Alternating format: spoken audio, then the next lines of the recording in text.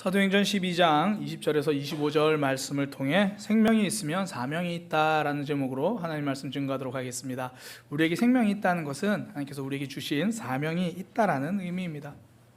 아이들에게 가끔씩 이렇게 묻습니다. 너 나이가 몇 살이니? 그러면 아이들은요 자신 있게 이야기합니다. 3살, 4살, 자기가 셀 수 있는 대로 자기의 나이를 이야기를 하죠.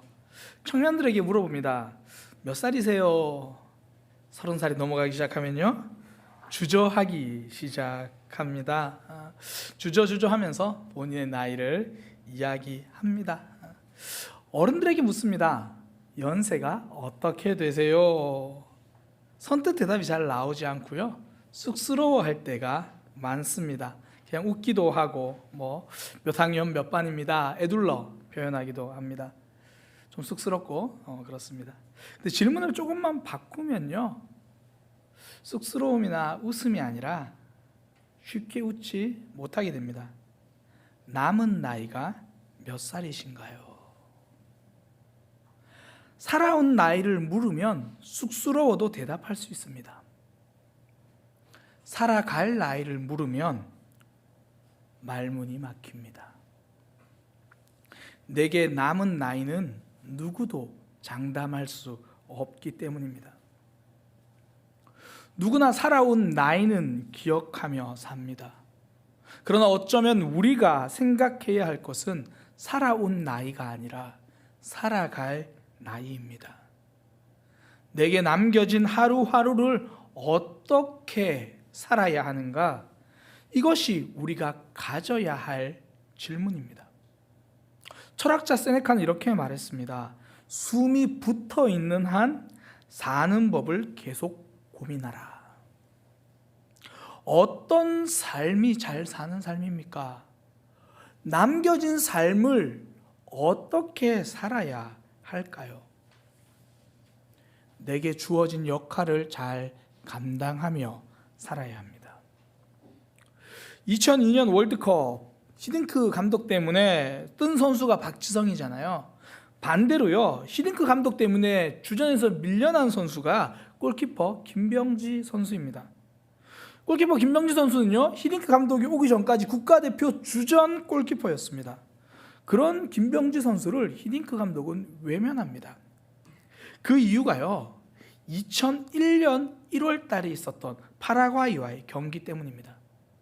당시 골키퍼였던 김병지 선수는요 공을 몰고 중앙선 근처까지 나오다가 상대방 선수에게 뺏기는 바람에 실점의 위기에 처하게 됩니다. 그 후로 국가대표 주전 골키퍼는 이훈재 선수가 되었습니다.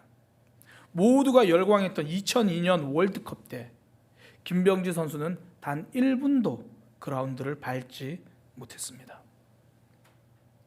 김병지 선수는요 파이팅이 넘치는 골키퍼예요. 의기소침해 있는 선수들의 사기를 끌어올리기도 합니다. 때로는 적극적으로 공을 몰고 가서 공격의 활기를 불어넣습니다. 심지어 골키퍼인데 골을 넣기도 합니다. 다 좋아요. 멋집니다. 그러나 골키퍼가 골문을 지키지 못한다면 더 이상 골키퍼가 아닙니다. 세계적으로 유명한 골키퍼 중에서요 골을 넣는 골키퍼가 있습니다. 호제니오 센이라는 골키퍼가요 제일 많은 골을 넣었는데 129골을 넣었습니다.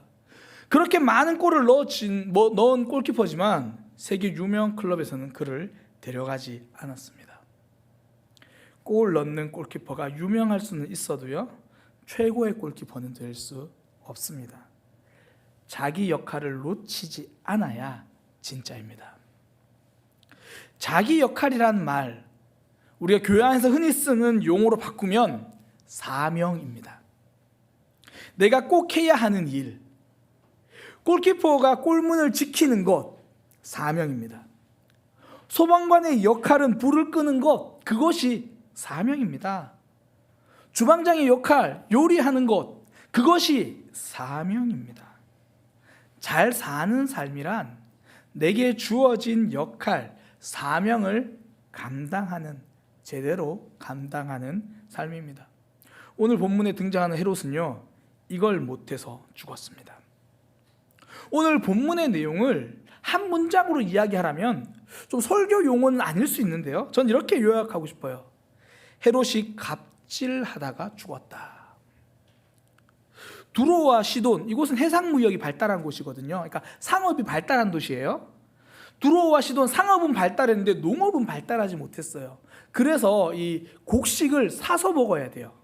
근데 그 곡식을 어디서 사서 먹냐면 헤롯이 다스리는 갈릴리 지역에서 사 먹어요. 그러니까 그 갈릴리 지역을 다스리던 사람이 헤롯이거든요. 그런데 헤롯이 곡식 수출을 금지해 버린 거예요. 곡식을 팔지 마라. 그렇게 된 거예요. 오늘날로 말하면 갑질이죠. 그러니 두로와 시돈 사람들이 방법이 없는 거예요. 그래서 헤롯에게 잘 보이려고 헤롯의 가장 측근이라고 할 수 있는 이 블라스도를 설득하는 거예요. 뭐 뇌물도 오고 갔겠죠. 이런저런 이야기 오고 갔겠죠. 가장 낮은 자세로 어떻게든 먹고 살아보겠다고 이야기를 했을 거예요. 뭐 그 설득이 통한 것 같습니다. 이제 헤롯이 받아들였어요. 그리고 자기 힘을 한껏 과시한 헤롯은요, 이제 두로와 시돈 사람들 앞에서 연설을 하는 거예요. 그 말을 듣고 있는 사람들은 헤롯을 치켜 세울 수밖에 없습니다. 야, 이건 신의 목소리입니다. 하나님의 음성입니다. 사람의 소리가 아닙니다. 헤롯 왕 만세 외치는 거죠. 전 이들의 외침이 단순한 아부만은 아니라고 생각해요. 그들에게는 헤롯이 신입니다. 내 밥 먹여주는 사람이거든요. 내 목숨줄을 쥐고 있는 사람이거든요. 박노해 시인이 하늘이라는 시를 썼습니다. 우리 세 식구의 밥줄을 쥐고 있는 사장님은 나의 하늘이다. 이 고맙다라는 뜻이 아니고요, 어쩔 수 없다라는 의미예요. 뒷부분에 보면 이런 시 내용이 계속 나옵니다. 두 달째 임금이 막히고 노조를 결성하다 경찰서에 끌려가 세상에 죄 한 번 짓지 않은 우리를 감옥소에 집어넣는다는 경찰관님은 항시 두려운 하늘이다. 죄인을 만들 수도 살릴 수도 있는 판검사님은 무서운 하늘이다. 높은 사람, 힘 있는 사람, 돈 많은 사람은 모두 하늘처럼 된다. 아니, 우리의 생을 관장하는 검은 하늘이시다. 박노해 시인이 두로와 시돈 사람이었다면 이렇게 시를 썼겠죠. 우리 세 식구의 밥줄을 쥐고 있는 헤롯은 나의 하늘이다. 두로 사람들이 지금 신의 소리다라고 외친 이 말은 2000년 전에 쓰여진 슬픈 노래와 같은 거죠. 헤롯은 진짜 자기가 신인 줄 알았습니다. 본문에 보니까 하나님께 영광을 돌리지 않았다라고 이야기하는데요, 헤롯 자신이 두로와 시돈의 사람들의 목줄을, 생명줄을 좌지우지할 수 있다고 생각하는 거죠. 내 말을 한마디 안 들으면 니네들 밥도 없는 줄 알아. 나한테 잘 보여야 내가 곡식 풀어줄 거야. 자신이 두로와 시돈의 생명줄을 쥐고 있는 신처럼 굴었습니다. 곡창지대 갈릴리 지역을 다스리는 왕의 역할은요, 주변 나라 백성들이 잘 먹고 잘 살도록 해주는 겁니다. 내 지역에 나온 먹거리도 나도 잘 먹지만 옆에 있는 도시도 잘 먹도록 해줘야 되죠. 옆에 살고 있는 두로와 시돈 배부르게 먹지는 못해줘도 굶어 죽게는 하지 말아야 됩니다. 그 역할을 잘 감당하지 못한 게 헤롯입니다. 그 역할을 잘 감당하지 못하고 자신의 역할을 오해해서 갑질하고 있는 헤롯, 하나님이 살려두실 리가 없습니다. 얼마 전 저는 고장난 선풍기를 버렸습니다. 선풍기가 그 역할을 못하고 있으니 더 이상 집에 둘 이유가 없었습니다. 역할이 끝나면 죽습니다.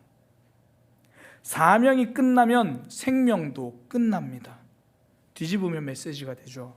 생명이 있다는 말은요, 사명이 있다라는 말입니다. 오늘 하루 우리에게 생명을 주셨다면 우리가 오늘 하루 이 땅에서 해야 할 일이 있다라는 말입니다. 생명이 있으면 사명이 있습니다. 헤롯의 모습을 통해서 그 사명이 무엇인지 두 가지를 좀 살펴보려고 합니다. 우리의 삶, 헤롯처럼 이렇게 덧없이 사라지면 안 되잖아요. 하나님이 생명을 주셨는데 아직 우리에게 이 생명을 남겨주신 이유가 무엇인지, 우리가 이 땅에서 눈 뜨고 있다라면 해야 할 일이 무엇인지 알아야 되지 않겠습니까? 첫 번째는 이웃 사랑입니다. 내게 주어진 위치, 내가 가진 것으로 주변을 돌아보는 것, 이웃 사랑이죠. 두 번째는 하나님을 드러내는 거예요. 내가 하는 일들이 내 힘으로 하는 것이 아니라 하나님이 하신다라는 것을 나의 삶을 통하여 보여주는 것. 이것이 성도의 사명입니다. 첫 번째는 이웃 사랑, 두 번째는 내 삶을 통하여 하나님을 드러내는 것. 이 두 가지를 잘 감당하는 것이 우리가 살아있는 이유입니다. 첫 번째는 이웃 사랑이거든요. 내게 주어진 것으로 이웃을 사랑하는 것.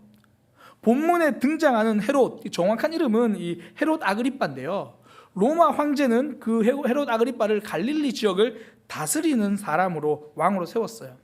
이 다스린다는 말은 자기 마음대로 부린다는 말이 아닙니다.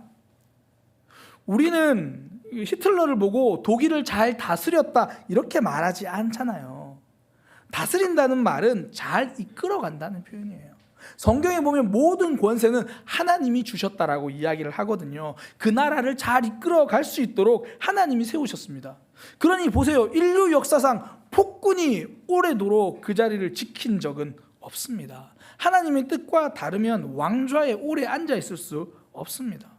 헤롯 아그리빠도 동일합니다. 자신에게 주어진 왕이라는 자리, 다른 사람 잘 다스리라고 주어진 자리인데, 다른 사람 살리라고 주어진 자리인데 그것을 잘 감당하지 못한 거죠. 하나님이 우리에게 자리를 주시면 이유가 있습니다.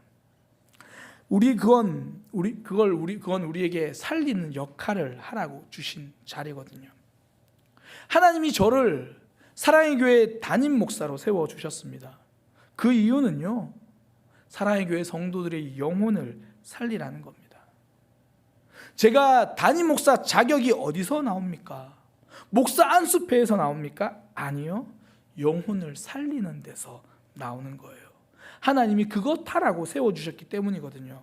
사랑의 교회 담임 목사는 사랑의 교회에 속한 영혼들을 살리고 있을 때만, 그때만 자격이 있는 겁니다. 하나님은 우리 교회를 왜 장안동에 세워오셨습니까? 우리 교회에, 이 교회가 장안동에 있을 자격이 있습니까? 장안동을 사랑한다면 이 자리에 있을 자격이 있는 겁니다. 얼마 전에 지난주 가는데요, 이 구급차 지나가는 소리와 이 밤에 소방차 지나가는 소리가 들리더라고요. 제 아내는 그런 소리가 날 때마다 이 마음에 있는 걱정을 입으로 이렇게 표현을 해요. 뭐 큰일은 아니어야 할 텐데, 인명 피해는 없어야 될 텐데 무슨 일일까요? 지난주에 그러더니 그들 딱 갑자기 저한테 이렇게 이야기를 하더라고요. 앞으로는 구급차 소리나 소방차 소리가 나도 더 이상 걱정하지 않을 거예요. 대신 위에서 짧게라도 기도하겠어요. 걱정 대신 기도할래요. 그렇게 이야기를 하더라고요. 제가 그 말을 들으면서 제 속에 드는 생각이 뭐냐면, 그래, 구급차 소리를 듣고도 기도하겠지만, 아내랑 저는 이제 교회 문을 나가서 이쪽 작은 골목으로 많이 다니거든요. 이 옆 골목을 지나갈 때 이 골목 사람들을 위해서라도 짧게라도 기도하자. 우리 교회가 이곳에 있을 자격이 있으려면 이 골목에 있는 분들을 사랑하며 기도해야 한다. 이 골목을 사랑할 때 우리 교회는 존재할 자격이 있는 겁니다. 주어진 자리는 사랑하라고 주어진 자리입니다. 그 자리에 계속 있을 자격이 있으려면 계속 사랑해야 합니다. 얼마 전 우리나라는 양부모의 손에 아프게 세상을 떠난 아이 때문에 우리나라가 분노했잖아요. 그러면서 그런 부모에게 입양을 허락한 홀트 아동복지회까지 함께 욕을 먹었죠. 어떤 이들은 부실한 입양 절차 책임지고 사과하라, 홀트 복지관 앞에서 현수막까지 걸고 시위를 했습니다. 저는 그걸 보면서요, 또 얼마나 많은 기관들이 고생을 할까, 그 생각이 먼저 드는 거예요. 입양 절차 결코 쉽지 않습니다. 사랑하는 마음 하나로 아이를 입양하려는 사람에게는요, 그 절차가 굉장히 복잡하고 힘들어요. 그런데요, 단지 그 상황을 이용하려는 사람에게는 쉬울 수 있어요. 작정하고 서류 준비하는 사람은요, 막을 길이 없습니다. 우리나라 복지 사각지대를 보면 알잖아요. 정작 복지가 필요한 분들에게는 복지가 잘 안 될 경우가 많아요. 근데 정말 복지가 필요 없는 사람인데요, 복지 안 받아도 되는데 서류 준비 잘 해가지고 그거 다 받아냅니다. 이건 서류와 절차 문제가 아닙니다. 사랑의 문제입니다. 단지 그것을 걸을 방법이 없을 뿐이죠. 서류가 준비되었다고 자격이 있는 것이 아닙니다. 사랑할 준비가 있어야 자격이 있는 겁니다. 홀트 앞에서 부실한 입양 절차 책임지고 사과하라고 거리에 나온 시민단체들, 그 시간에 다른 입양단체 한 군데라도 찾아가서 자원봉사 1시간 더 하는 것이 해법입니다. 책임을 묻는 것은 쉽습니다. 함께 책임을 감당하는 것이 어렵습니다. 수많은 연예인들이 그 아이의 이름을 SNS에 올리고 핏대를 세우는 모습을 보았습니다. 진짜 그 아이를 사랑하고 애도한다면 죽인 부모를 향해 큰 소리로 핏대 올리지 말고 조용하고 소리 없이 다른 입양기관의 후원이라도 항구자하는 것, 그것이 진짜입니다. 자리는 핏대 올리라고 주어진 것이 아니라 사랑하라고 주어진 것입니다. 그래서 성경은 헤롯의 죽음 다음에 바울과 바나바의 사역을 기록하는 거예요. 바나바와 바울은 예루살렘 교회에 도움을 주고 자기들의 자리로 돌아왔다라고 이야기를 하거든요. 왕이라는 자리에 있으면서도 살리는 일을 외면한 헤롯은 죽었습니다. 그러나 안디옥 교회는 비록 큰 돈은 아닐지라도 나에게 있는 것으로 사랑을 표현했습니다. 그 안디옥 교회 지도자는 성경에 기록되어 있습니다. 하나님은 그들을 기억하고 계십니다. 헤롯은 왕자리에 앉을 자격이 없었지만 안디옥 교회는 그 자리에 안디옥이 있을 자격이 있었습니다. 헤롯은 더 이상 이 땅에 있을 이유가 없었지만 안디옥 교회는 점점 부흥할 이유가 충분했습니다. 사명이 있어야 생명도 있습니다. 우리 교회 한 집사님께서요, 서울시설공단 소속으로 장애인 차량 운전하시는 분이 계십니다. 그곳에 이제 원서를 놓고 채용을 기다리시는 동안 그 아내 집사님이 저에게 기도 제목을 부탁을 하시더라고요. 그때 제가 이렇게 말씀드렸어요. 저는 그 남편분이 채용되는 것을 그 집사님과 가정을 위해서도 채용되시도록 기도하겠지만 저는 서울에 있는 장애인분들을 위해서라도 그분이 채용되어야 한다고 생각하며 기도하겠습니다. 제가 아는 그분은요, 늘 다른 사람을 섬기고 그 다른 사람을 돕는 일에 앞장서세요. 그 일이 내 일이라고 생각하고 수고로 여기지 않습니다. 섬기는 일은 누가 해야 됩니까? 섬기는 자리에 누가 세워져야 합니까? 그런 분들이 세워져야 합니다. 그 자리는요, 사랑할 줄 아는 분들을 위한 자리입니다. 학교 선생님과 학원 선생님의 차이가 무엇입니까? 학원 선생님은 성적만 올려주면 됩니다. 학교 선생님은 학생을 사랑할 줄 알아야 합니다. 학생을 사랑할 줄 아는 분이 교사입니다. 요즘 여러 청년들이 취업도 하고 창업도 하고 좋아요. 사람들은 내가 주어진 자리에 출근을 하면 주어진 일을 하잖아요. 성도는요, 주어진 일만 하는 사람이 아니라 주어진 사랑도 하는 사람입니다. 내가 있는 자리를 사랑의 자리로 만드는 것이 사명이죠. 제가 아는 한 분은 직장에 출근하면 직장 동료들의 구원을 위해서 기도한다고 합니다. 이것이 성도입니다. 카페를 하는 청년을 위해서 제가 기도할 때마다 하는 기도가, 하나님, 그 카페에 오는 이들이 행복하게 해주세요. 꽃집을 하고 있는 청년도 동일합니다. 그 청년 덕분에 그 주변이 더 아름다워지고 더 행복해지고 더 빛나기를, 저는 그렇게 기도합니다. 모든 카페에서는 커피 냄새가 납니다. 성도의 카페에서는 사랑의 향기도 나야 합니다. 모든 꽃집은 살아있는 식물이 있습니다. 성도의 꽃집은 영혼도 살아나야 합니다. 테레사 수녀의 삶도 빈민을 섬겼다는 것을 빼면요, 거지와 다를 바가 없는 삶입니다. 그러나 그녀의 삶이 빛나는 이유는 아파하는 이들을 사랑했기 때문입니다. 하나님께서 오늘 우리에게 생명을 주신 이유가 있습니다. 내게 주어진 자리, 내게 주어진 힘으로 사랑하라는 겁니다. 사랑하는 것이 성도의 사명입니다. 또 하나 성도의 사명, 두 번째는요, 내 삶을 통해 하나님을 드러내는 거예요. 순서로는 두 번째지만 가장 우선으로 우리가 기억해야 할 사명입니다. 하나님을 나타내는 것이 성도의 사명입니다. 성경에 보니까 헤롯이 죽은 이유를 선명하게 말합니다. 하나님께 영광을 돌리지 않았다.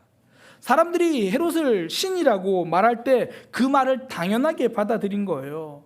그는 진짜 신이 아닙니다. 자신이 가진 힘도 자신의 것이 아닙니다. 하나님이 주신 힘입니다. 내게 주어진 힘, 하나님이 주신 것이다. 성도는 이것을 고백하는 사람입니다. 나를 드러내는 사람이 아니라 하나님을 드러내는 사람이에요. 창세기에 보면 요셉이 애굽왕 바로 앞에서 꿈을 해몽하는 장면이 나오거든요. 이 바로가 어느 날 이상한 꿈을 꾼 거예요. 꿈을 꾸고 나서 이게 도무지 무슨 뜻인지를 몰라가지고 힘들어해요. 우여곡절 끝에 이제 꿈 잘 푼다는 요셉을 불러다가 이렇게 묻습니다. 내가 한 꿈을 꾸었으나 그것을 해석하는 자가 없도다. 너는 꿈을 잘 푼다고 들었다. 그때 요셉이 이렇게 대답을 해요. 제가 꿈을 푸는 것이 아닙니다. 하나님께서 알려주시는 겁니다. 요셉은 자신이 하는 일이라고 대답하지 않습니다. 하나님이 하신 일이라고 고백합니다. 꿈을 푸는 열쇠는 제가 가진 것이 아니라 하나님이 가지고 계십니다. 다니엘도 꿈꿀 때 동일하게 이야기해요. 하나님이 그 해석을 알려주실 겁니다. 다니엘과 요셉의 이 고백은 진실입니다. 저는 단순히 진실을 넘어서 이것이 정말 지혜로운 대답이라고 생각합니다. 하나님이 하시는 일, 자기가 한다고 우기는 것만큼 어리석은 일이 없거든요. 내가 푼 것처럼 꿈풀이하고 나면 그 다음부터 고민하기 시작하는 거예요. 그거 진짜 이루어져야 되는데 이거 안 이루어지면 어떡하지? 내가 그거 붙들고 실험하기 시작하는 거거든요. 하나님께서 가끔씩 병고침의 기적의 역사를 보여줄 때가 있습니다. 그때마다 가끔이지만 정말 이상한 사람들이 나타나요. 꼭 자기가 기도해서 병이 나은 것처럼 말합니다. 자기가 병고침의 능력이 있다고 말합니다.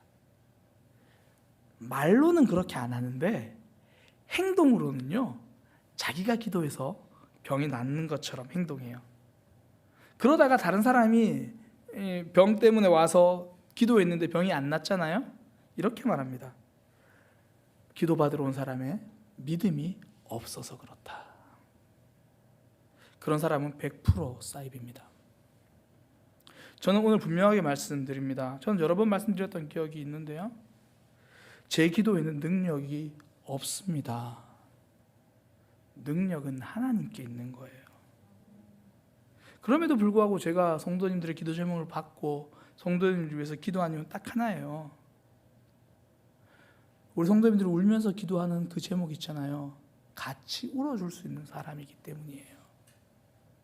제가 우리 성도님들을 위해서 기도하는 이유는 제가 더 능력이 있어서가 아니라 기도할 때 저도 아프기 때문이에요. 최근에 한 성도의 가정의 기도 제목을 받았어요. 눈시울이 붉히면서 저한테 기도 제목을 이야기하시는데 한 주 동안 기도하는데 너무 가슴이 아팠어요. 같이 울려고 기도 제목을 듣는 거예요.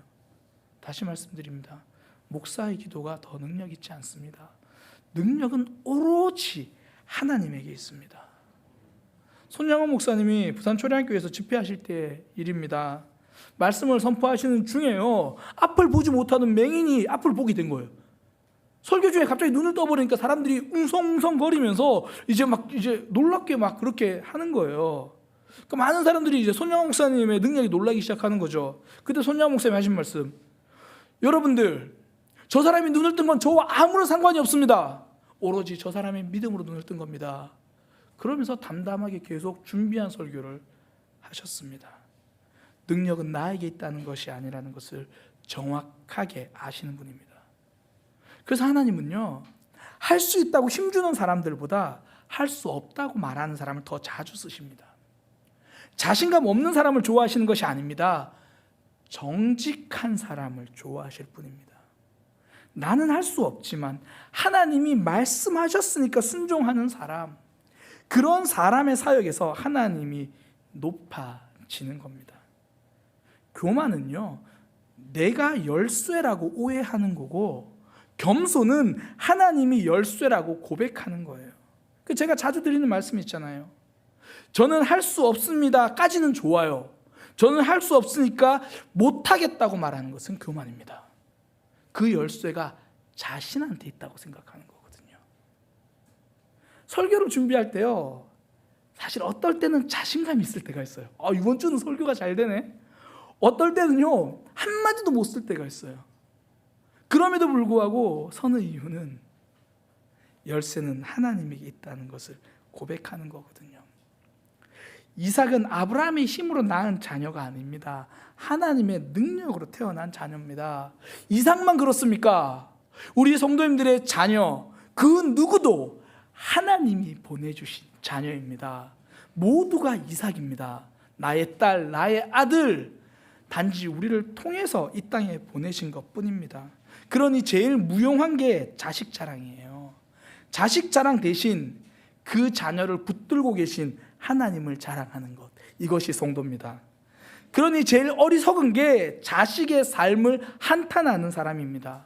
내 자녀의 삶 붙들어 주실 하나님을 기대하는 것, 이것이 성도의 삶입니다. 헤롯은 내가 두로와 시돈 사람들을 좌지우지할 수 있는 힘이 있다고 생각했습니다. 내가 그 생명을 붙들고 있다고 생각했습니다. 그러나 자기 생명도 끝나버렸습니다. 오로지 우리의 생명, 우리의 삶, 하나님께 달려 있습니다. 성도가 기도하는 이유, 내가 할 수 없다는 것을 고백하기 때문입니다. 그러니 기도하면서 우리는 내가 다 할 것처럼 붙들고 있을 필요가 없는 거예요. 주어진 일 최선을 다하되 열쇠는 하나님께 달려있다고 고백하는 것, 이것이 성도의 삶입니다. 그러니 삶의 문제를 앞에 두고 하나님 앞에 온전히 기도하는 삶, 그것이 하나님을 드러내는 삶입니다. 답답한 문제가 생겼을 때 예배부터 회복하는 것, 이 문제는 하나님께 달려있다고 고백하는 거죠. 이것이 하나님을 드러내는 삶입니다. 세계적인 작곡가 브람스가 이렇게 말했습니다. 작곡보다 더 어려운 것은 이미 그려놓은 음표를 버리는 일이다. 버리는 것이야말로 완성하는 것입니다. 성도의 삶도 동일해요. 내가 내 삶을 책임진다는 생각을 버리는 것이 아름다운 삶입니다. 하나님을 드러내는 삶입니다. 성도의 사명, 오늘 두 가지 나눴습니다. 내게 있는 것, 내게 주어진 자리에서 이웃을 사랑하는 것, 그리고 내 삶을 내 힘으로 살 수 있다고 내가 드러나는 것이 아니라 하나님을 드러내는 것, 하나님께 맡기는 것, 이것이 우리의 사명입니다. 하나님께서 우리에게 생명을 주신 이유가 있습니다. 첫 번째, 사랑하라고 생명 주셨습니다. 우리가 월요일날 새롭게 눈을 뜰 수 있는 이유는요, 아직 남겨진 사랑이 있기 때문입니다. 내가 갖는 직장에서 만나는 이들 사랑하라고 눈 뜬 겁니다. 우리 가족들 사랑하라고 숨 쉬고 있는 겁니다.